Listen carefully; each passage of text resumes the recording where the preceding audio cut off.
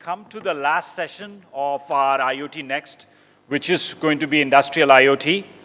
And pretty much it was Internet of Hacks entire day morning, right? So we are shifting gears. The topic of the next keynote is going to be on Internet of Things, Services and People, writing the future together. Our speaker is Mr. Akhilur Rahman. He's the CTO of ABB India. A long tenure at ABB, including ABB Corporate Research Center, head of ABB Corporate Research Center, global head of control systems, global head of cybersecurity. And I pleasantly just went through his LinkedIn. He's a fellow IIT KGP alumni as well. Great. So Akhilur, please.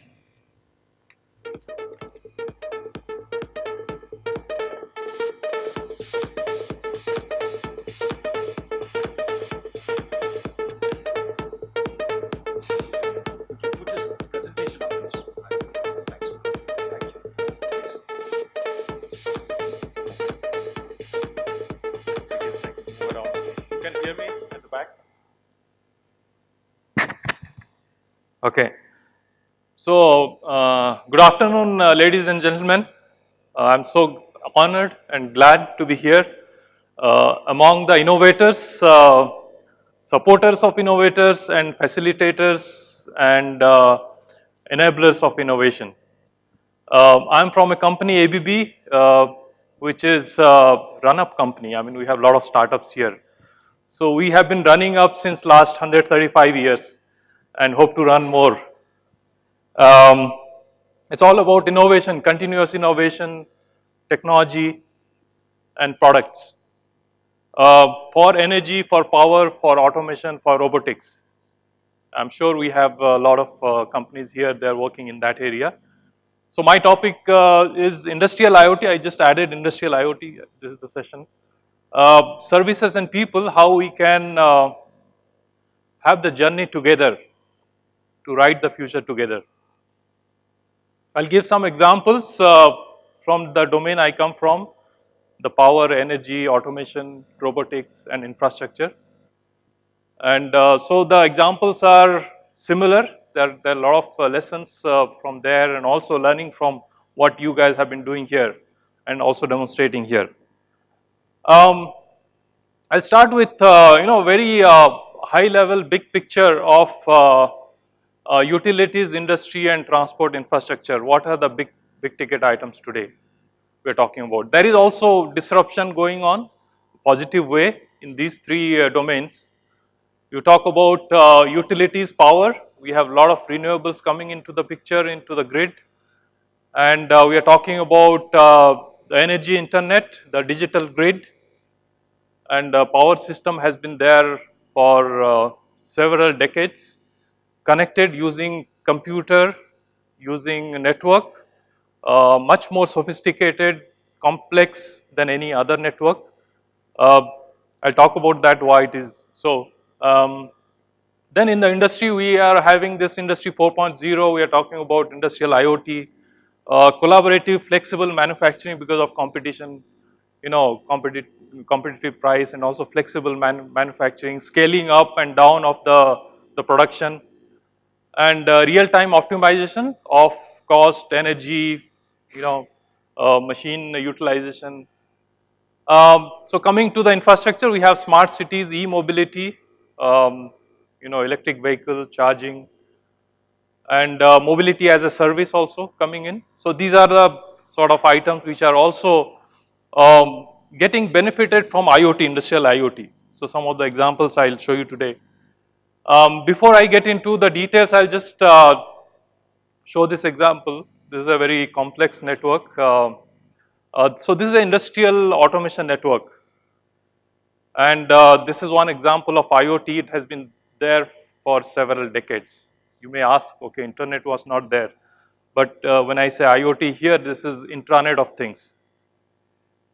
Intranet of things, and why not internet when it came? Internet was not ready and still not ready for this because of very robust requirements for this kind of systems.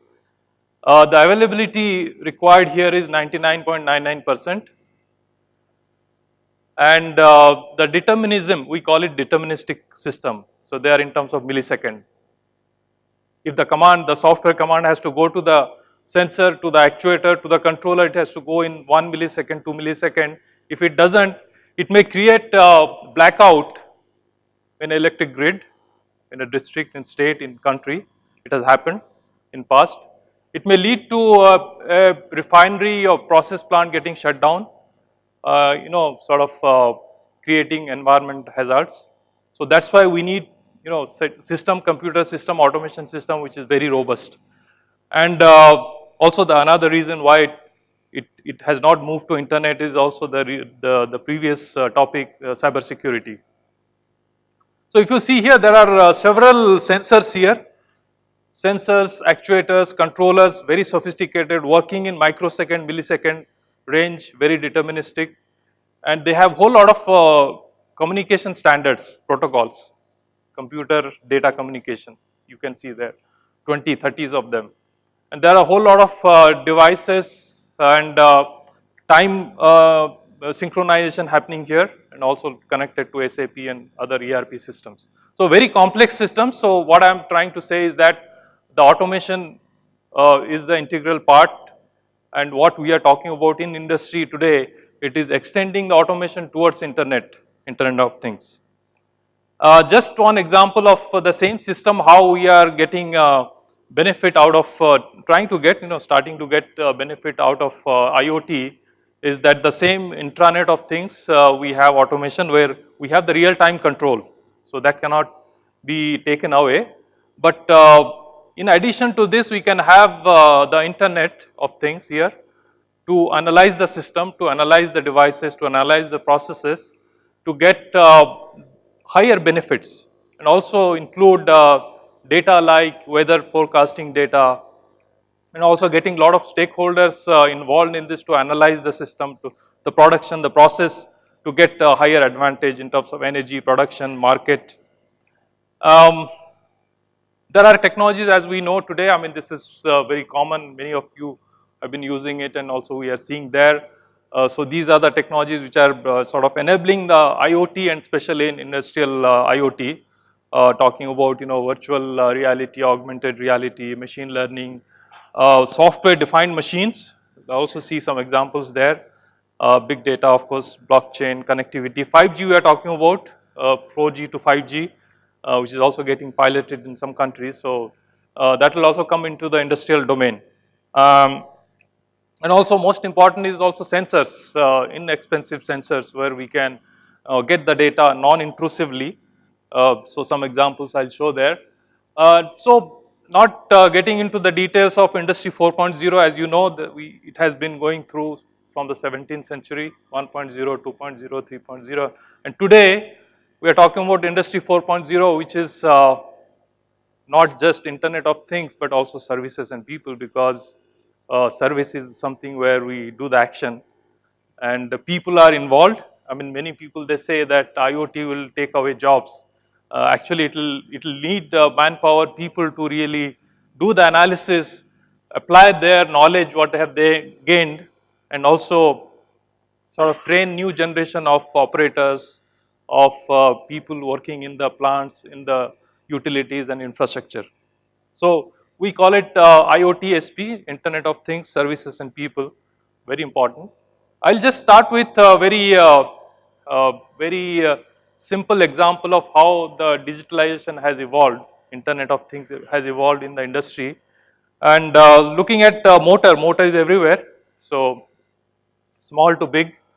Also the size of motor, like half of this hall. So motor, when it started long back, it used to be motor and having the data, its data, all the maintenance data, operation data on file, on the racks, on the paper, and then we moved into those data into the computer servers. So that is the phase where we call it digitization. And then came the phase where we went into digitalization of motors. So this is what you see here, the motors, same motors, maybe the old motors. We put the smart sensor on top of the motor, and we monitor the motor operating parameters, temperature, vibration, and voltage, current, power factor, non-intrusively. So you can put this sensor on top of the motor, and you can connect several of them to a gateway and then to the cloud, and you can actually get benefit out of this energy efficiency, availability of the motor, and sort of reducing the downtime in the plant operation. So to be very specific, this solution can actually reduce the downtime up to 70% and extend the lifetime of the motor by 30%, and energy efficiency also there, about 10 to 20% you can gain.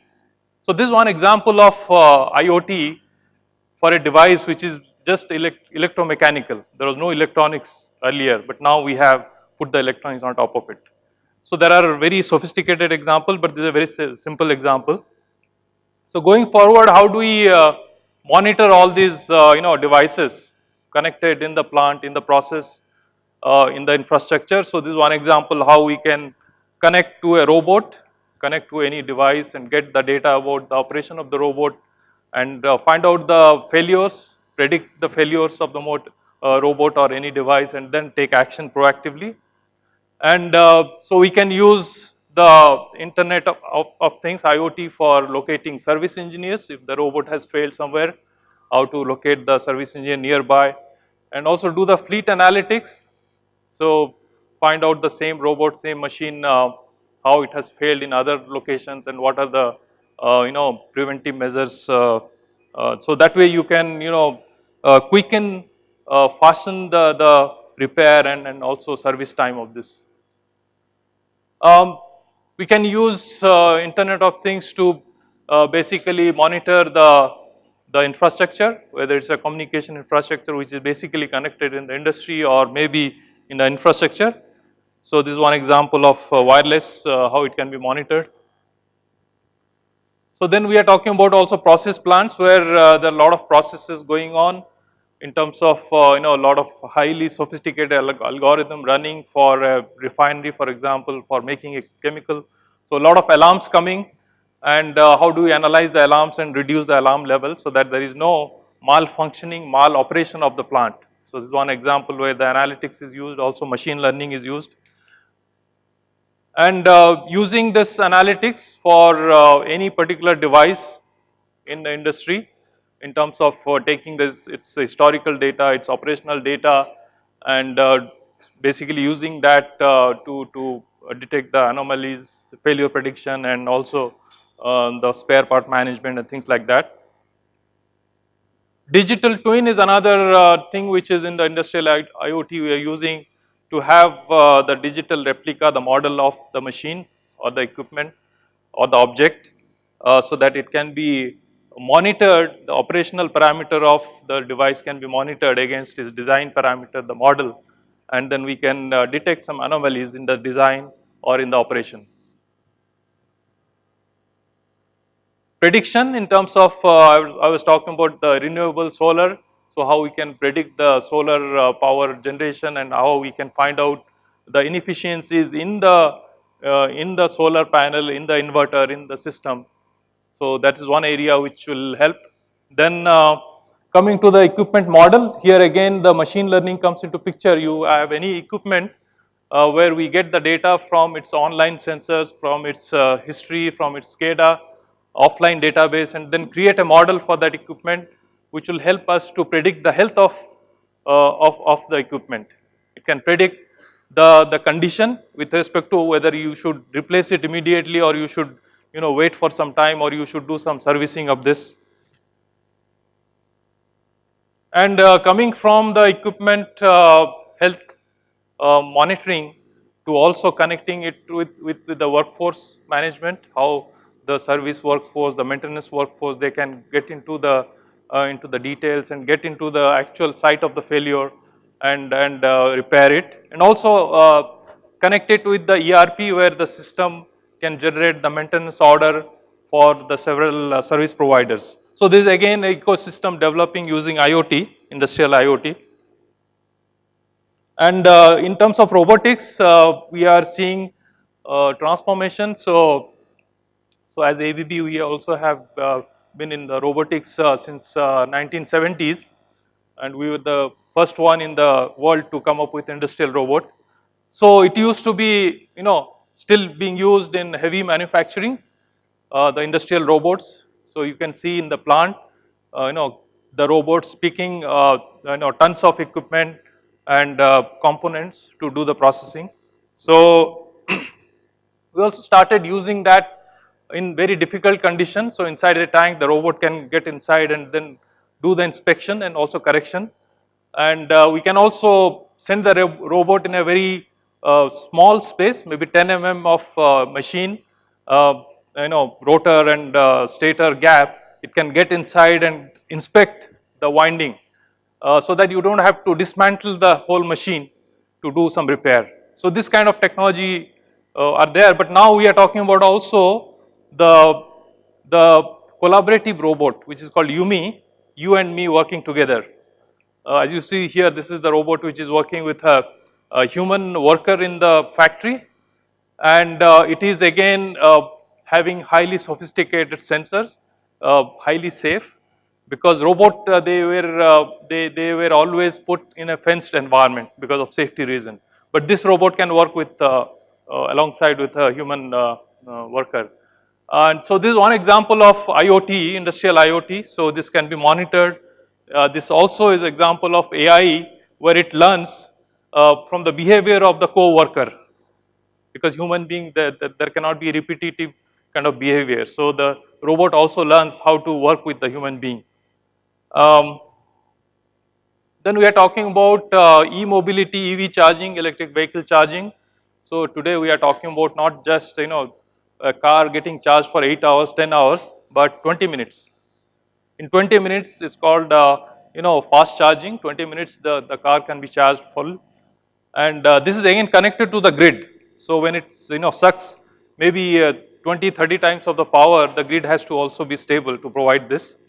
And there are also flash charging, where a bus, you see here, a bus is standing near the stop for a few seconds and it is getting charged, flash charge. So this kind of things are coming, but then it is not like a petrol bunk where you have a tank and then if it is emptied, they will just fill it up. But this is connected to the grid. So the grid has to sustain this, and then we are trying to monitor all these, the grid power, the EV charging, the entire ecosystem to provide reliable operation of this EV charging infrastructure. So another example of ships, the vessels getting monitored and wherever they are in the world, and also cruising through the Arctic region where you have a lot of ice. It has to break the ice, and it needs whole lot of power to break it. And when it is sailing through a normal sea, then it doesn't need. So how to optimize the power, the diesel consumption, the speed, the routing, everything is now we are able to really monitor and optimize. So there are captains sitting offshore and onshore who can collaborate and then make this sailing of ships smooth and efficient. We're talking about virtual power pool, where the distributed generation loads, microgrid, nanogrid, they are coming into the industry, so they are connected. Then the trading can happen in this virtual power pool environment, in the industrial IoT environment.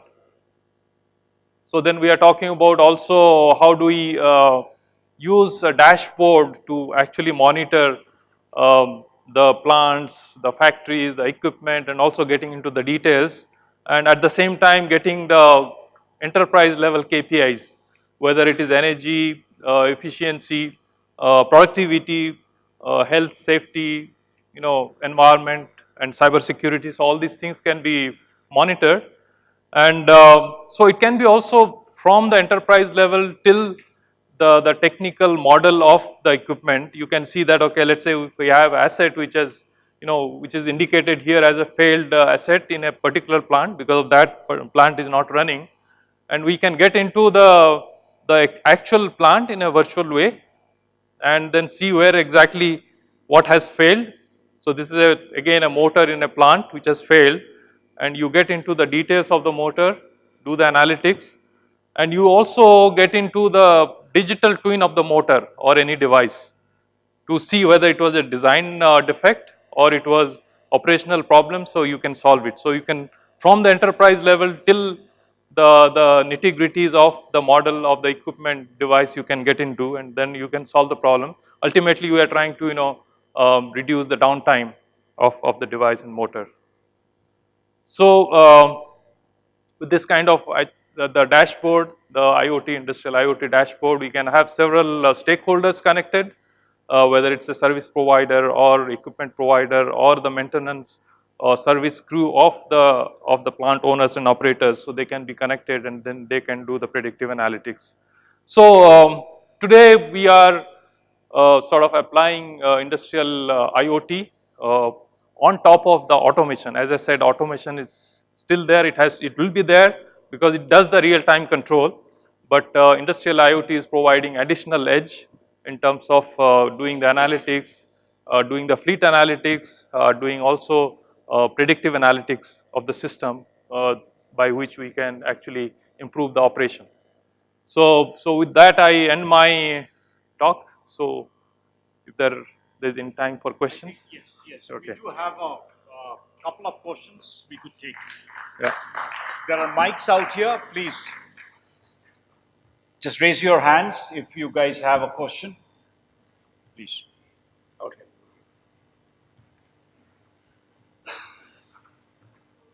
So in future, do you see robots taking over most of the work, or will they take over the world? Okay. We actually should be careful in sort of defining or saying what robots will do in future. I mean, same thing as people talk about IoT automation going to take away a lot of jobs. I think here, as we know that as human being, how much percentage of our brain we use? 10%? Yeah, and in that 10% we use whole lot of repetitive, non-productive work, which also leads to quality issues. Yeah, so rather we should leave those jobs to the robot, let them do the repetitive, and where we need quality, consistent quality, let them do that, and we have to do much more in terms of analytics, in terms of analyzing the problem, going to the next level, maybe trying to use our brain to the extent of 20%. So I don't think robots will take away the jobs, or they are going to do everything. So of course there will be areas where we can apply them. As we know that in India, the manufacturing, one of our challenges are quality, consistent quality. I think we can use robot to improve that quality of manufacturing and also quality of life. So, and then we can go into the higher level of intelligence. Yeah. Last question. Sorry, go ahead. Yeah. What do you think is the percentage acceptance of industrial IoT getting accepted in India? Okay, a good question. I think, okay, the question was to what extent industrial IoT is acceptable in Indian industry, right? I think it's all about improving the KPIs of any industry. And there are plant owners, factory owners, operators, they are very interested to use IoT, of course. Yeah. Yeah. Yeah.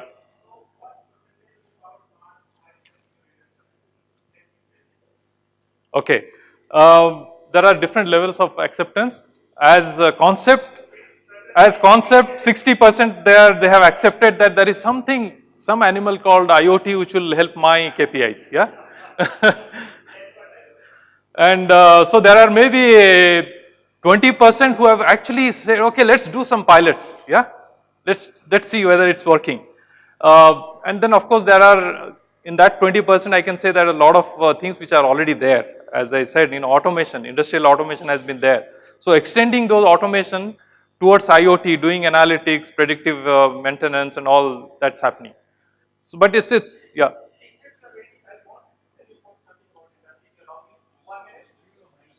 Yeah.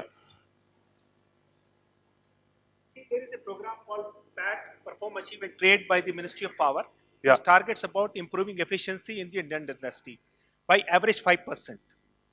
I am the proponent of that program. We had supposed to invent and improve the efficiency 5% every year.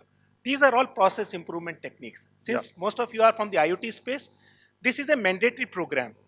Every 2 years, the efficiency has to improve. My therefore question is that if this is a segment which you are trying to push out, the IoT is the only thing which can move it. There's no other, no, there's no other thing which can actually improve the efficiency of the Indian industry. IoT is the big thing happening here. So connect with the industry. 60% of the energy consumed in the Indian continent is by industries of 8 sectors alone.